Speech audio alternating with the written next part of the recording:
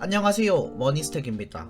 드디어 시험기간을 끝내고 다시 돌아왔는데요. 이제 앞으로 다시 일주일에 하나씩 동영상을 올리도록 하겠습니다. 오늘 분석할 기업은 TJ미디어인데요. 일전에 올렸던 노래방 산업분석 영상을 보고 오시면 훨씬 더 쉽게 이해하실 수 있습니다. 그럼 오늘의 기업 분석 TJ미디어 시작할게요.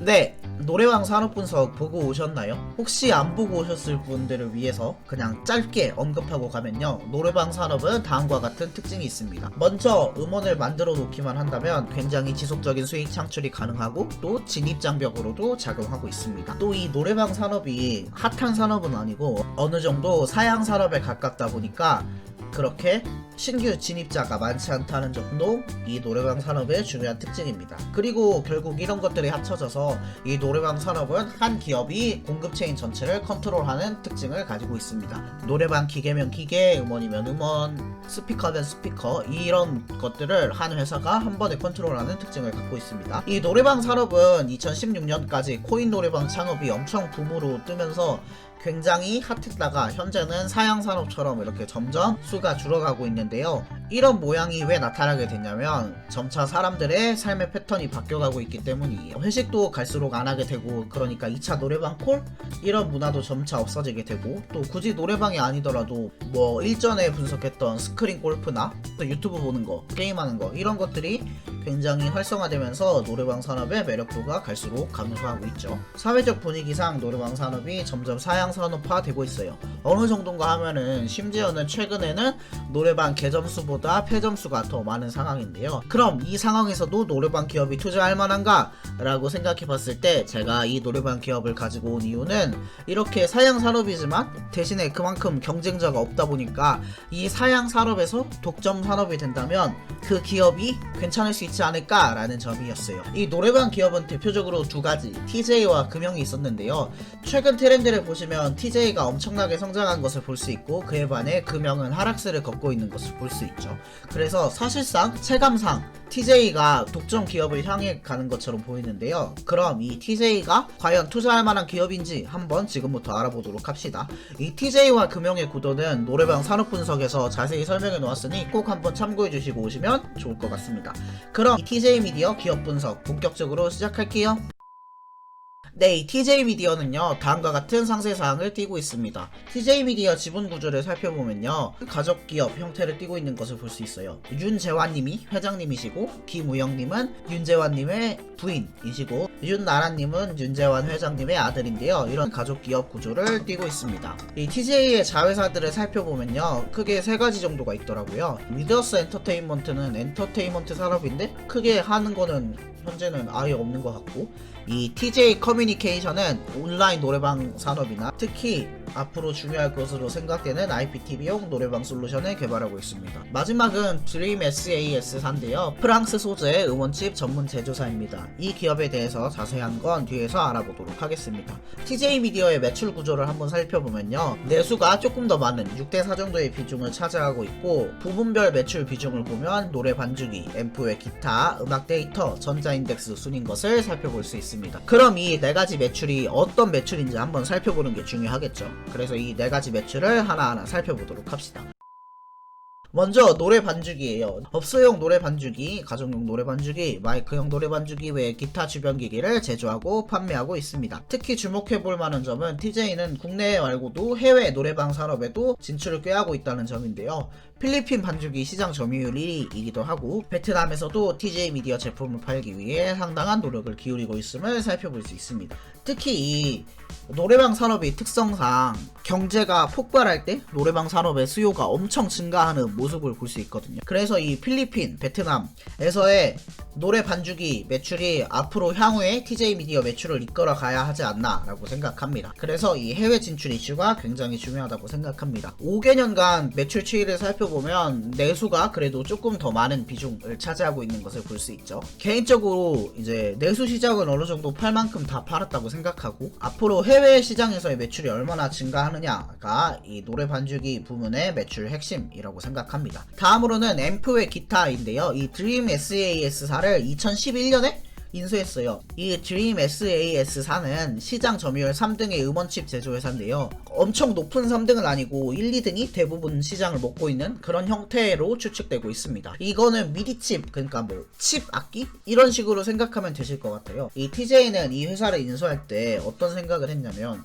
이 음원칩 회사를 인수하면 타사 대비 훨씬 더 괜찮은 음원들을 만들어낼 수 있어서 경쟁력이 생기지 않을까라는 생각에 인수를 진행하게 됐다고 합니다. 그래서 이 TJ는 타사 대비 경쟁력 있는 음원 제작을 하기 위해서 노력을 하고 있습니다. 앰프의 기타 매출 추이를 보면요, 그래도 비교적 꾸준한 매출 추이를 나타내는 것을 볼 수 있죠. 이 음원칩 역시 노래방 반주기에 들어가기 때문에 어느 정도 반주기와 매출 추이가 비슷한 모습을 보여주고 있습니다. 다음으로는 음악 데이터 부문인데요, 제가 생각하기에 가장 중요하고 핵심적인 부분이라고 생각합니다. 한국음악실현자연합회에 따르면 한국당 약 200만원의 제작비가 발생한다고 하는데요. 이 TJ 미디어는 매월 평균 200여 곡의 신곡을 제작하고 있습니다. 제가 왜 이 음악 데이터 매출이 가장 중요하다고 생각하냐면요, 이런 이유 때문인데요. 1개월마다 업데이트비를 9,000원씩 받고 있습니다. TJ 미디어의 매출 구조에서 가장 꾸준한 현금 흐름을 만들어낼 수 있기 때문인데요. 노래방 기기가 안 팔리더라도 어쨌든 이미 팔린 노래방 기기는 신곡 업데이트를 매 달마다 해야 하기 때문에 이런 부분에서 이 TJ 미디어의 음악 데이터 매출이 정말 매력적이라고 생각합니다. 업주 입장에서 신곡을 업데이트하지 않는다는 것은 곧 나는 그냥 우리 지역에 있는 다른 매장에 대해서 뒤처지겠어 라고 선언하는 것밖에 안 되기 때문에 이 신곡 업데이트는 무조건 지속적으로 해야 하는 부분이고, 그렇기 때문에 굉장히 꾸준한 현금 흐름을 만들어낼 수 있는 부분이라고 생각합니다.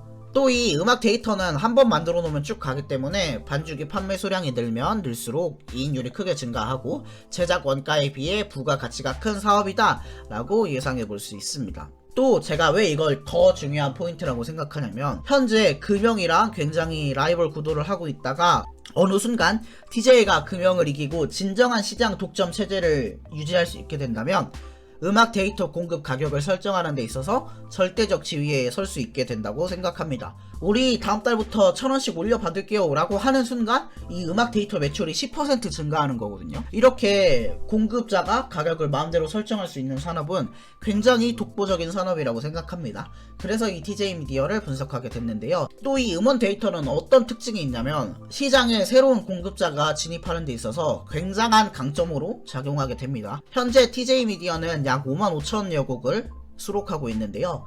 새로운 시장 진입자가 들어와서 TJ랑 경쟁하려면 그래도 최소한 3만 곡은 만든 상태에서 경쟁을 해야겠죠. 그래서 이 TJ 미디어의 시장 1등 체제는 앞으로도 쭉 유지될 거라고 생각합니다. 실제로 이 음원 데이터 5개년 매출 추이를 보면요, 우리가 이전에 반주기 판매 매출은 들쑥날쑥한 걸 봤지만 음원 데이터 매출은 지속적으로 꾸준한 모습을 보여주고 있죠. 그래서 저는 이 음원 데이터 매출 추이가 TJ 미디어에서 가장 매력적인 부분이다 라고 생각합니다. 다음으로는 전자목차본인데요.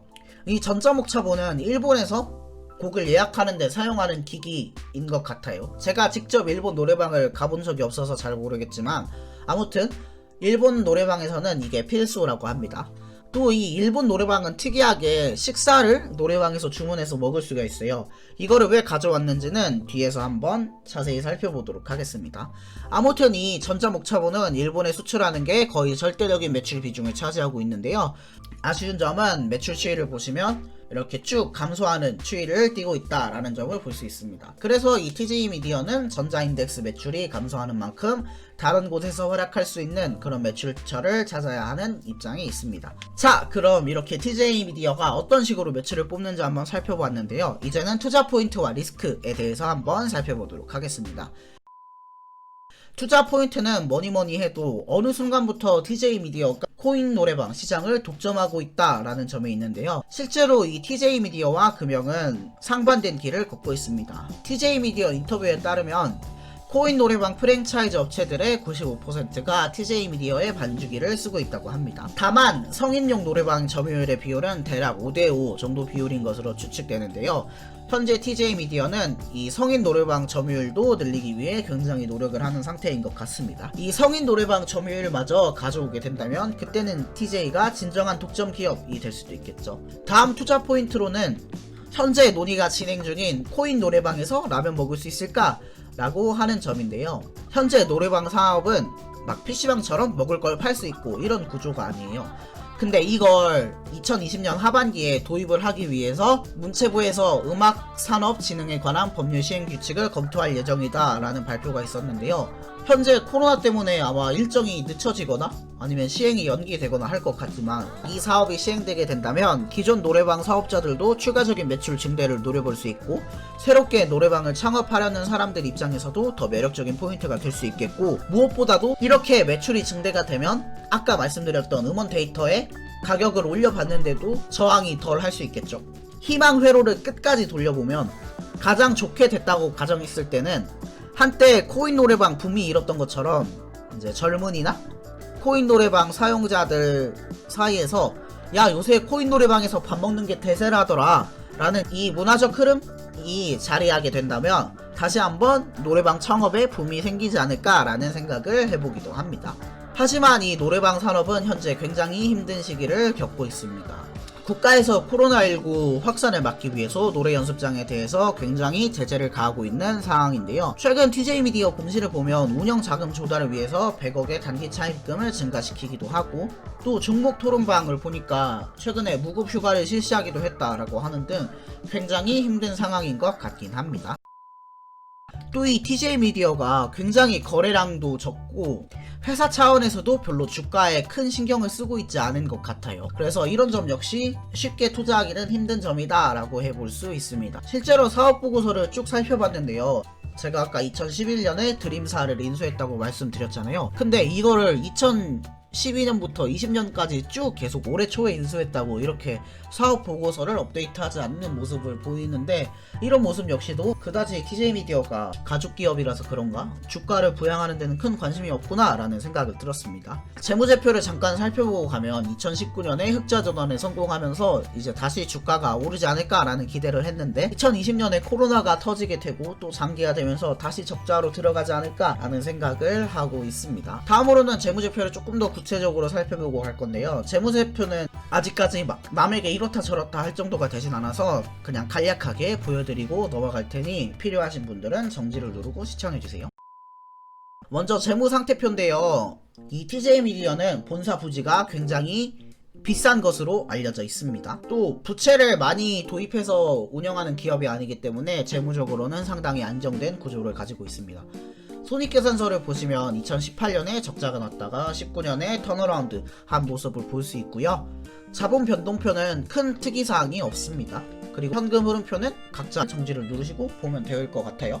그래서 마지막으로 차트를 보고 갈 텐데요. 현재 바닥을 찍고 약간 반등한 상태인데, 제 생각에는 지금 당장 매수하는 것보다는 아마도 2분기, 3분기 실적이 안 좋게 나올 것 같거든요. 이 코로나가 극복되지 않는 한 2, 3분기 실적이 그렇게 좋게 나올 것 같다고 생각하진 않아서 지금 당장 매수하기보다는 장기적인 관점에서 2분기, 3분기 실적이 안 좋게 나와서 주가가 떨어지면 그때 조금씩 매수한다면 좋은 결과를 내지 않을까라는 생각을 가지고 있습니다.